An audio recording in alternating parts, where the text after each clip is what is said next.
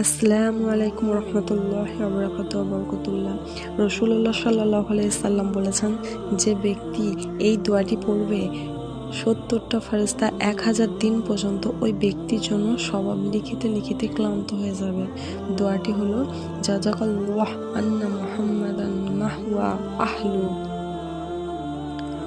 উপকারী জ্ঞান, পবিত্র রিজিক, কবুলযোগ্য আমলের দোয়া।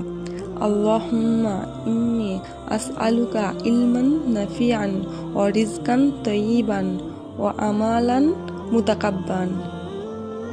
রিজিক বাড়বে, পাহাড় সমান ঋণ থাকলেও পরিশোধ হবে। দোয়াটি হলো আল্লাহুম্মা ইকফিনি বিহালালিকা আন হারামিকা ওয়া আগনিনি বিফাজলিকা আম্মান সিওয়াকা। জান্নাত লাভ ও জাহান্নাম থেকে মুক্তির দোয়া। আল্লাহুম্মা ইন্না আসআলুকাল জান্নাহ ওয়া আউযু বিকা মিনান নার। হে আল্লাহ, আমি আপনার কাছে জান্নাত চাই এবং জাহান্নামের আগুন থেকে আশ্রয় চাই।